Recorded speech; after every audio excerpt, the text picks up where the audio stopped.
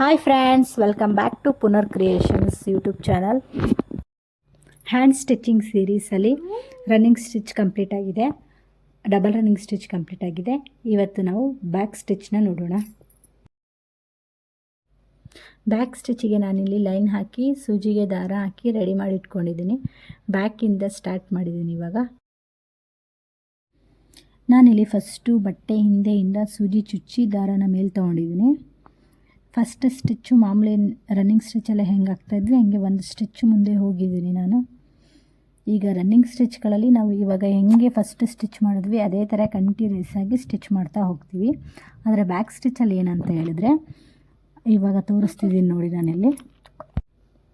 ಇವಾಗ ಒಂದು ಸ್ಟಿಚ್ ಆಗೋಷ್ಟು ಮುಂದೆ ಹೋಗಿ ಆಮೇಲೆ ನಾನಲ್ಲಿ ಸೂಜಿ ಹಿಂದೆಯಿಂದ ಚುಚ್ಚಿದ್ದೀನಿ, ಕೆಳಗಡೆಯಿಂದ ಚುಚ್ಚಿದ್ದೀನಿ ನೋಡಿ.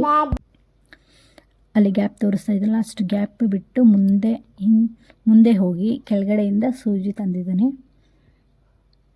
ಮತ್ತು ಇವಾಗ ನಾವಿಲ್ಲಿ ಎಷ್ಟು ಗ್ಯಾಪ್ ಬಿಟ್ಟಿದ್ವು ಅಂದರೆ ಒಂದು ಸ್ಟಿಚ್ ಎಂಡಿಂಗ್ ಇತ್ತಲ್ಲ, ಆ ಎಂಡಿಂಗ್ಗೆ ಇನ್ನೊಂದು ಸಲ ಕೆಳಗಡೆ ತಗೋತಾ ಇದ್ದೀನಿ.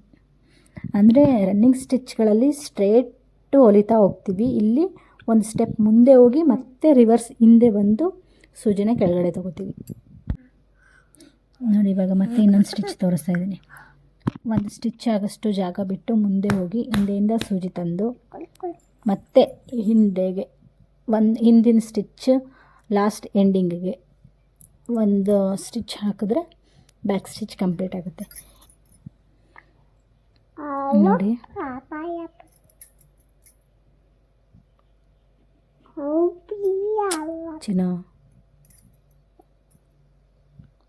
ಮತ್ತೆ ನೋಡಿ, ಮತ್ತೆ ಇನ್ನೊಂದು ಸ್ಟೆಪ್ ಮುಂದೆ ಹೋಗಿದ್ದೀನಿ ನಾನು.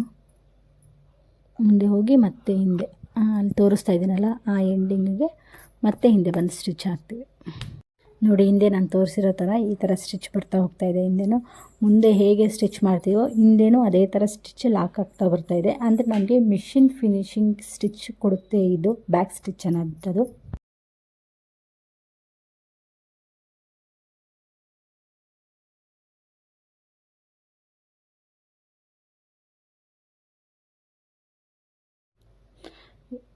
ಈ ಬ್ಯಾಕ್ ಸ್ಟಿಚ್ಚು ರನ್ನಿಂಗ್ ಸ್ಟಿಚ್ಗಿಂತನೂ ಡಬಲ್ ರನ್ನಿಂಗ್ ಸ್ಟಿಚ್ಗಿಂತನೂ ಬಲವಾದ ಹೊಲಿಗೆ, ಅಂದರೆ ತುಂಬ ಟೈಟಾಗಿರೋಂಥ ಹೊಲಿಗೆ ಸ್ಟಿಚ್ನ ನಮಗೆ ಕೊಡುತ್ತೆ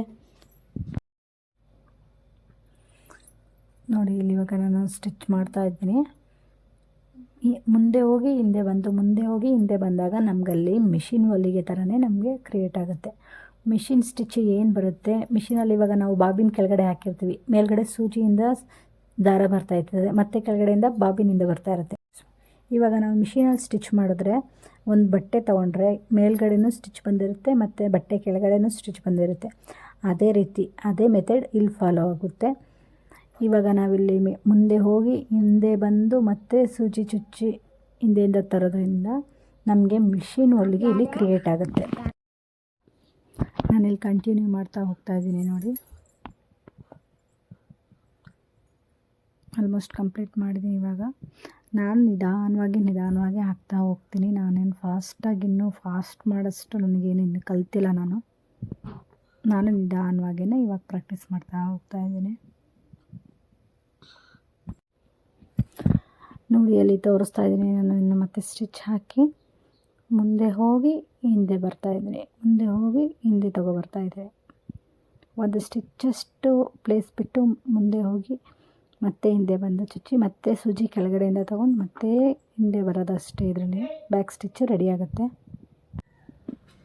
ನೋಡಿ. ಇನ್ನೂ ಹತ್ತಿರದಿಂದ ತೋರಿಸ್ತಾ ಇದ್ದೀನಿ, ನಿಮಗೆ ಕಾಣಿಸ್ತಾ ಇರ್ಬೋದು. ಇಲ್ಲಿ ಸ್ವಲ್ಪ ಝೂಮಲ್ಲಿ ತೋರಿಸ್ತಾ ಇದ್ದೀನಿ ನೋಡಿ. ಕ್ಲಿಯರ್ ಇಲ್ಲ ಅಂತಂದರೆ ಬೇಕಾದ್ರೆ ಕಮೆಂಟ್ ಮಾಡಿ, ನಾನು ಮತ್ತೆ ಇನ್ನೊಂದು ವಿಡಿಯೋ ಮಾಡಿ ಹಾಕ್ತೀನಿ ನೀಟಾಗಿ ಕ್ಲಿಯರಾಗಿ. ಆದಷ್ಟು ಎಷ್ಟಾಗುತ್ತೆ ಅಷ್ಟು ತೋರಿಸಿದ್ದೀನಿ ನಾನು ನೋಡಿ. ಇಲ್ಲಿ ಮತ್ತೆ ಮುಂದೆ ಹೋಗಿ ಮತ್ತೆ ಹಿಂದೆ ಬರ್ತಾಯಿದ್ದೀನಿ. ಇನ್ನೇನು ಲಾಸ್ಟ್ ಎಂಡಿಂಗಲ್ಲಿದ್ದೀನಿ ನಾನು, ಇನ್ನೇನೋ ಫಿನಿಶ್ ಆಗ್ತಾಯಿದೆ ನಂದು ಸ್ಟಿಚ್ಚು. ನಿಧಾನವಾಗಿ ಕಲಿತಾ ಬನ್ನಿ, ಪ್ರಾಕ್ಟೀಸ್ ಮಾಡ್ತಾಯಿರಿ. ಆದಷ್ಟು ನಿಧಾನ, ಒಂದು ಹೊಲಿಗೆಗೆ ಒಂದು 5-10 ಸೆಕೆಂಡ್ ತೊಗೊಂಡ್ರೂ ಪರವಾಗಿಲ್ಲ. ನಿಧಾನವಾಗಿ ಕಲೀರಿ. ಫಾಸ್ಟಾಗಿ ಕಲಿಬೇಕು ಅನ್ನೋಂಥದ್ದು ಏನೂ ಇಲ್ಲ. ಫಾಸ್ಟಾಗಿ ಕಲಿತು ಬೇಗ ಮರ್ತ್ಕೊಳ್ಳೋದು ಅವೆಲ್ಲ ಬೇಡ. ನಿಧಾನವಾಗಿ ಕಲಿತಾ ಹೋಗಿ. ನೋಡಿ ಲಾಸ್ಟ್ ಎಂಡಿಂಗ್ ಸ್ಟಿಚ್ ಆಗ್ತಾಯಿದ್ದೀನಿ ನಾನು. ಎಂಡಿಗೆ ಬಂದಿದ್ದೀನಿ ನಾನು. ಎಂಡಿಗೆ ಬಂದು ನಾಟ್ ಹಾಕಿ ಎಂಡ್ ಮಾಡ್ತೀನಿ ನಾನು.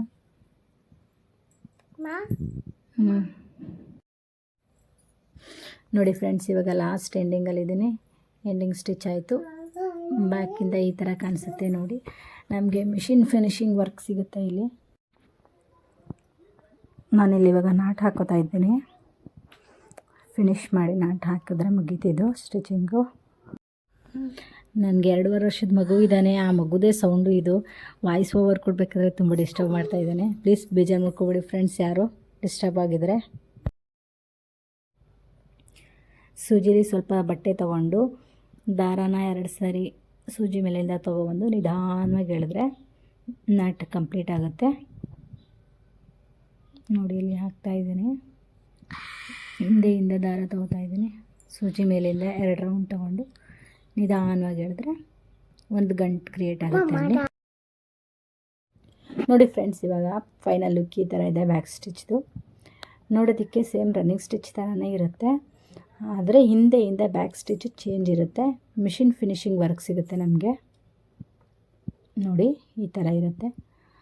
ಅದೇ ನಾವು ರನ್ನಿಂಗ್ ಸ್ಟಿಚ್ಚಲ್ಲಿ ಹಿಂದೆ ಡಾಟ್ ಡಾಟ್ ಥರ ಬಂದಿದೆ, ಬಟ್ ಬ್ಯಾಕ್ ಸ್ಟಿಚ್ಚಲ್ಲಿ ಬ್ಯಾಕಲ್ಲೂ ಸ್ಟಿಚ್ ಬಂದಿದೆ. ಫ್ರಂಟಲ್ಲಿ ನಾವು ಯಾವ ಥರ ಸ್ಟಿಚ್ ಬರುತ್ತೋ ಅದೇ ಥರನೇ ಬ್ಯಾಕಲ್ಲೂ ಸ್ಟಿಚ್ ಬರುತ್ತೆ. ಅದಕ್ಕೆ ನಾವು ಇದನ್ನು ಬ್ಯಾಕ್ ಸ್ಟಿಚ್ ಅಂತ ಕರಿತೀವಿ. ಫ್ರೆಂಡ್ಸ್, ಇವಾಗ ಇಲ್ಲೊಂದು ಕ್ಲಿಪ್ ಆ್ಯಡ್ ಮಾಡಿದ್ದೀನಿ ನೋಡಿ.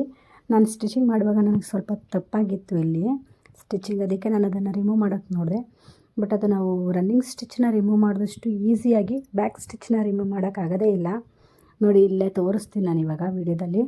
ಇದು ಒಂದು ರನ್ನಿಂಗ್ ಸ್ಟಿಚ್ ಇದೆ. ಇದು ಇವಾಗ ನನಗೆ ಬೇಡ, ನಾನೀಗ ಈಸಿ ರಿಮೂವ್ ಮಾಡ್ತೀನಿ ಇದನ್ನು. ನೀವಿಲ್ಲಿ ನೋಡಿ, ನಾನಿವಾಗ ಅಲ್ಲಿ ತುದಿ ಕಟ್ ಮಾಡಿಕೊಂಡು ಸೈಡಲ್ಲಿ ಒಂದು ಸ್ವಲ್ಪ ದಾರ ಹಿಡಿದು ನೀಟಾಗಿ ಎಳೆದೆ. ಒಂದೇ ಸರಿಗೆ ಸ್ಟಿಚೆಲ್ಲ ಬಿಚ್ಚೋಯ್ತು, ಈಸಿಯಾಗಿ ರಿಮೂವ್ ಆಯಿತು. ಬಟ್ ನನಗೆ ಬ್ಯಾಕ್ ಸ್ಟಿಚಲ್ಲಿ ಆ ಥರ ಆಗಲೇ ಇಲ್ಲ. ಅದನ್ನು ರಿಮೂವ್ ಮಾಡೋಕ್ಕೆ ಎಷ್ಟು ಕಷ್ಟಪಟ್ಟಿದ್ದೀನಿ ಅಂದರೆ, ಫಸ್ಟು ಮುಂದೆ ತೆಗೆದೆ, ನೋಡಿದೆ ಅದಾಗಲಿಲ್ಲ, ಮತ್ತು ಹಿಂದೆ ಹೋದೆ, ಹಿಂದೆ ಕಟ್ ಮಾಡಿದೆ. ನೋಡಿ ಅಲ್ಲೇ ವೀಡಿಯೋದಲ್ಲೇ ನಾನು ತೋರಿಸ್ತಾ ಇದ್ದೀನಿ. ಅದು ಸ್ಟಿಚ್ಚು ಬಿಚ್ಚೋಯ್ತು. ಮತ್ತು ಹಿಂದೆ ನೋಡಿದೆ, ಹಿಂದೆ ಕಟ್ ಮಾಡಿದೆ. ಎಷ್ಟು ಅಂದರೆ ಅಲ್ಲಿ ಕಲ್ತಿದ್ದೇನು ಅಂತಂದರೆ, ಬ್ಯಾಕ್ ಸ್ಟಿಚ್ಚು ಅಷ್ಟೊಂದು ಗಟ್ಟಿ, ರನ್ನಿಂಗ್ ಸ್ಟಿಚ್ಗಿಂತನೂ ಬ್ಯಾಕ್ ಸ್ಟಿಚ್ಚು ತುಂಬ ಗಟ್ಟಿಯಾಗಿ ಫಿನಿಶಿಂಗ್ ಕೊಡುತ್ತೆ. ಇದು ತುಂಬ ಸ್ಟ್ರಾಂಗ್ ಹ್ಯಾಂಡ್ ಸ್ಟಿಚ್ಚಿಂಗ್ ಅನ್ನೋದು ನನಗೆ ಅರ್ಥ ಆಯಿತು. ಫ್ರೆಂಡ್ಸ್, ಇವತ್ತಿನ ವೀಡಿಯೋ ಇಷ್ಟೇ. ಪ್ಲೀಸ್ ಇಷ್ಟ ಆಗಿದ್ರೆ ಲೈಕ್ ಮಾಡಿ, ಶೇರ್ ಮಾಡಿ, ಕಮೆಂಟ್ಸ್ ಮಾಡಿ, ಸಬ್ಸ್ಕ್ರೈಬ್ ಆಗಿ, ಇನ್ಸ್ಟಾಗ್ರಾಮ್ ಪೇಜ್ನ ಫಾಲೋ ಮಾಡ್ಕೊಳ್ಳಿ. Thank you.